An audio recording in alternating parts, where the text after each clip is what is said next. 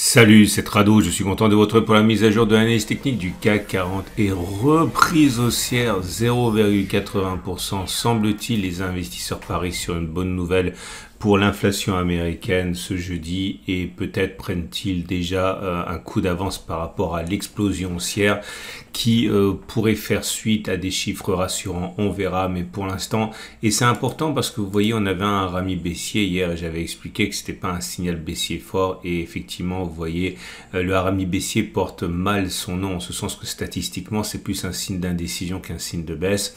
En tout cas, belle séance aujourd'hui avec une nouvelle fois une bougie verte, ce n'est jamais que la 8e, 9e en l'espace de 2 semaines. Donc à partir de là, effectivement, rien ne permet d'écarter une continuation de la hausse et on a très peu de temps maintenant pour invalider la cassure de résistance hebdomadaire. Je vous rappelle, je vous remonte les données hebdomadaires, c'est important.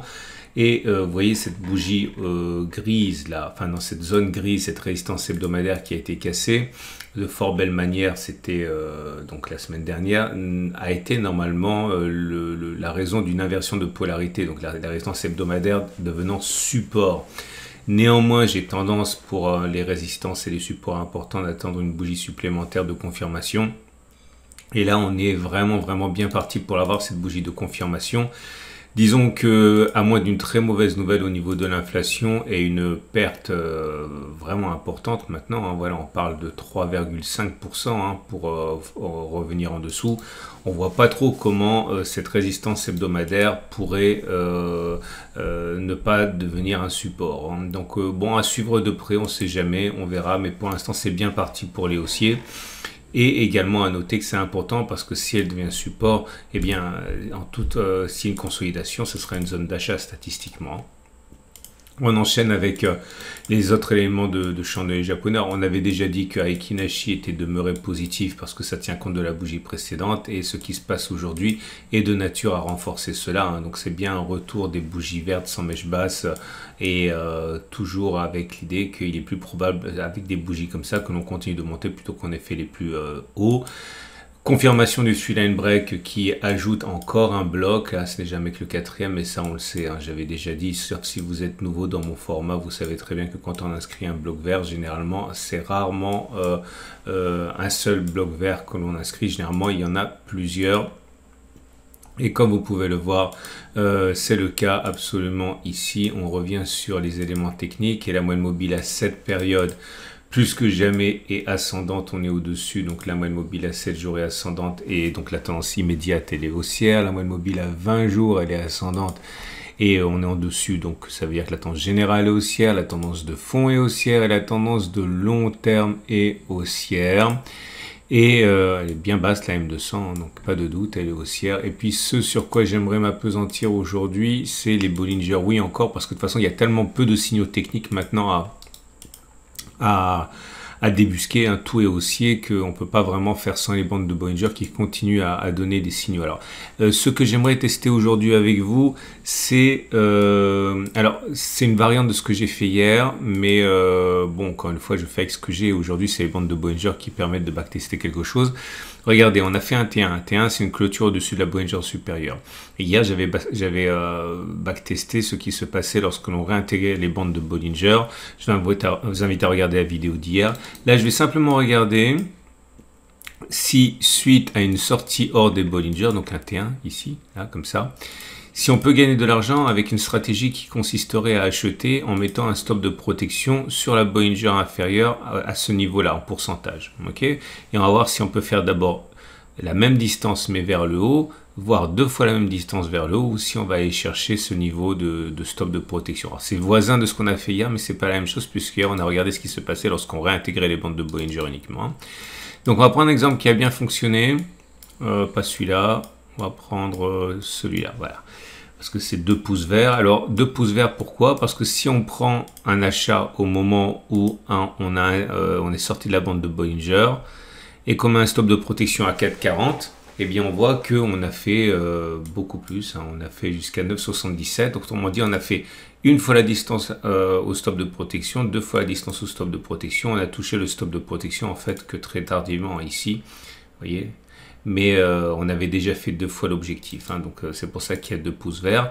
Là, vous avez un pouce vert et un pouce rouge parce que une fois qu'on était entré en trade, c'était à 6,05, et bien on a fait au moins 6,05.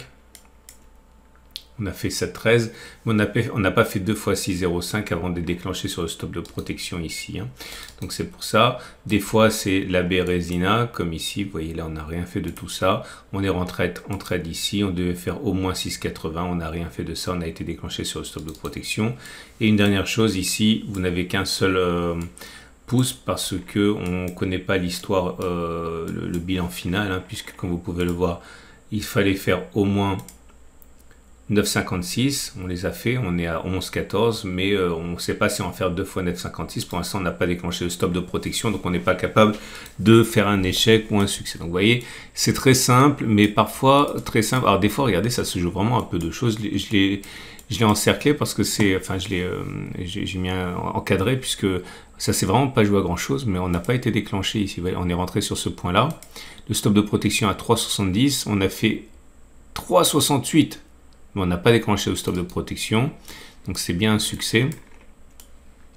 Il y a un autre cas extrêmement limite comme ça, là, vous voyez, on croit que c'est un trade perdant, mais c'est un trade gagnant puisqu'on est rentré ici, on a mis le stop de protection à 10,90, ok, on n'a pas fait 10,90, hein. Regardez, ça s'est joué à très peu de choses, mais si on met le stop de protection au niveau de la Bollinger inférieure, 10,75, on a fait au pire 10,20. Ok, donc on n'a pas déclenché le stop de protection avant de gagner le trade, hein. Donc c'est bien un trade gagnant. Et j'ai fait le test 33 fois, ce qui est très largement insuffisant pour tirer des conclusions. Je vous donne ça simplement à titre de partage de ma méthode pour que vous ne tradiez pas n'importe comment, mais avec une méthode. Mais ça implique pour vous bien sûr que vous backtestiez bien plus que ça.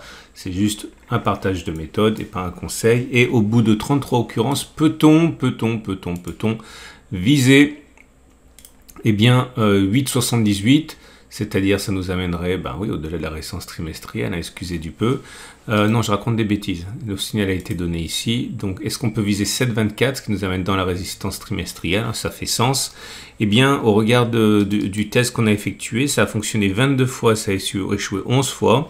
Autrement dit, dans 67% des cas, ça réussit, dans 33% des cas, ça a échoué, avec 1000 € de risque. Pourquoi je dis 1000 €? Parce que, imaginons, c'est simplement pour un chiffre rond, hein, imaginons que vous risquiez 1% de votre capital et que vous ayez un capital de 100 000 €. 1% de votre capital, c'est 1000 €, donc vous risquez de perdre 1000 €, mais vous gagnez 22 fois 1000 et vous perdez 11 fois 1000, donc ça fait 11 000. Bon, clairement, 11% de votre capital sur les 30 trades, donc c'est rentable.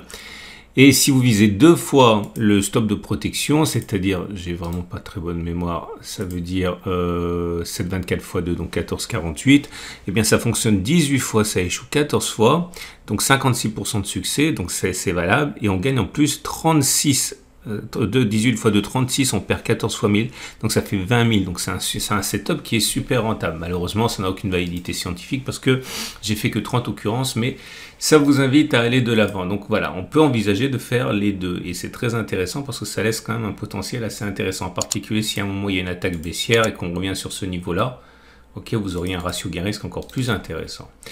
Et on passe tout de suite à l'Ichimoku. Et l'Ichimoku, c'est toujours bien, hein, on l'a dit, on le répète, hein, puisque vous avez bien, le nuage qui monte, la Tenkan qui monte, la Kijun qui monte, tendance immédiate, tendance générale et tendance de fond haussière. Et le coup de projecteur du jour avant de voir les trades du jour, c'est mon partenaire au coffre Veracage. Je vous rappelle que Veracage, c'est un super produit. Si vous achetez de l'or et de l'argent, eh bien au lieu de le mettre dans un trou, vous pouvez y adosser une carte de crédit, une carte de paiement, tout ce qu'il y a de plus classique, un Mastercard. Et si l'or et l'argent voient leur valeur monter, eh bien vous pouvez dépenser tout simplement plus.